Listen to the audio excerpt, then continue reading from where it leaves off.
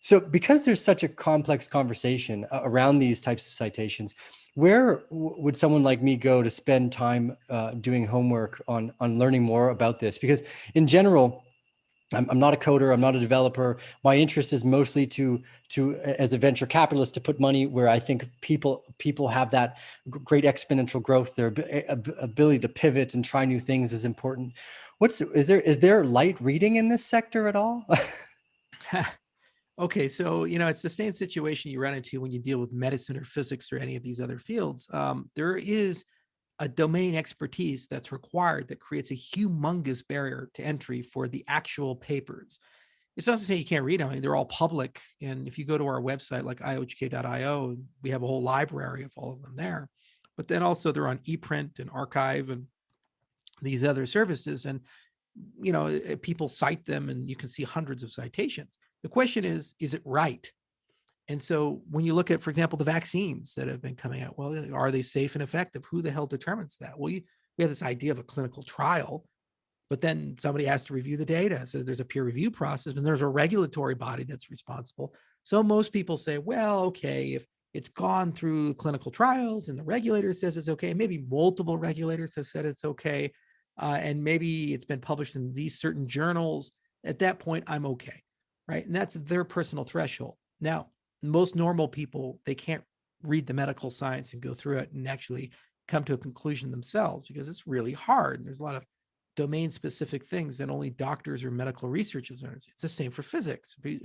Eric Weinstein, for example, is a very prominent podcaster, but he's also a trained physicist, and he was at Harvard, MIT, and these other places. And he says he has a theory of everything, which is the holy grail of physics.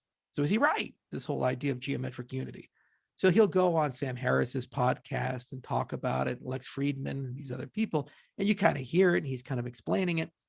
But then who's in a position to really understand that? There's probably maybe 500 to 1,000 people that are so deep into physics that they could actually read his papers and critique them at that level. So what most people will do is say, well, has the mainstream physics community vetted him? Yes, no, do they believe that this is right? And that's basically the point of peer review. It's not necessarily a veracity machine in that it guarantees something is right, but it becomes an evidentiary data point for you as the consumer to say, is this research correct or not? Because oftentimes what I can do is I can summarize the paper. Like I say, here's how the Ouroboros protocol works. Huzzah.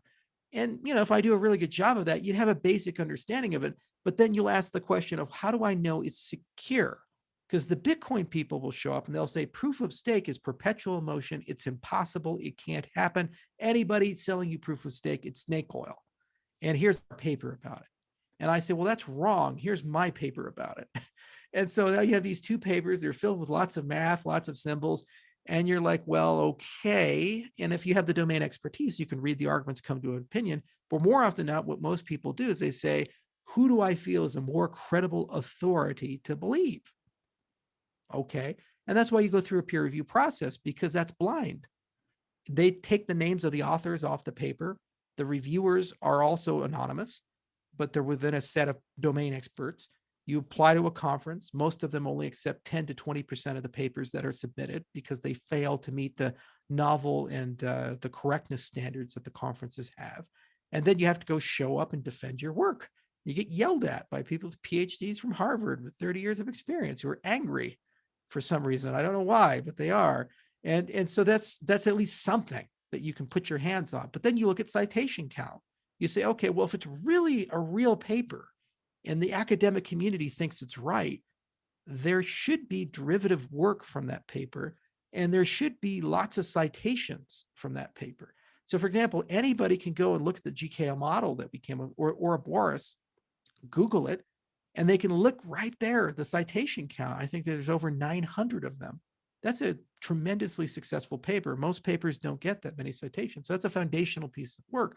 So what it's saying is at least 900 other scientists who are writing academic papers have read that paper and have found something in it that's novel or necessary for their paper, and they're connecting it to their paper. So the duration of time it's been in the commons, the amount of citations, the peer review mechanism that's followed, That helps you know if the science is right or not. But then there's a whole engineering reality that comes in. The academic world is filled with protocols that simply do not work in practice. They work on paper, but then when you try to build them, they're impossible to build. Geometry is filled with all kinds of hypothetical structures that you can't actually draw or visualize, right? Well, similarly, the computer science world is filled with tons of protocols that you can't actually run on a normal everyday computer. So then you say, is there a prototype? Is it deployed in a production system? These types of things. Okay. So, for example, Cardano, we've been running since 2017. And this version of Ouroboros has been running since July of 2020. Okay. So, what does that tell you? It tells you there's a data point there where you can look and say, what was the network quality? Has the network ever gone down? Did it require centralized intervention to restart the network? Was there a hack or some event there? Because you've created a honeypot worth billions of dollars for attackers to come in and try to break it. With proof of work, for example, the security, fine print says it only works if you have 51% honest miners. Well, how many 51% attacks have we had for small cap coins? A lot. So you can watch by the operating model the sins of the system, where it fails, where it's successful, how resilient it is, how much attack it's gone through, how much external scrutiny it's gone through. And finally, you have the imitation game. So imitation is the sincerest form of flattery. And if you notice that people tend to copy your work and replicate your work, it's probably an indication that the work is reasonable as a starting point. Bitcoin is the most cloned of all coins. Litecoin came from Bitcoin, Dash came from Bitcoin, Monero, I think, came from Bitcoin, Zcash came from Bitcoin, and so forth, as did Namecoin and so forth. So that's a good indication that multiple independent teams said this idea is a good enough starting point for us to build on. Well, similarly, the Cardano's core protocol, Ouroboros, has been copied by Polkadot, and they took it in their own particular direction. And we're starting to see a lot of downstream inspiration that's occurring.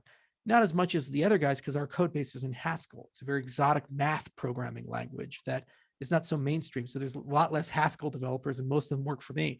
So we haven't quite seen that diversity yet, but we do see it in other parts, like our cryptography and so forth. That's implemented Rust and so forth.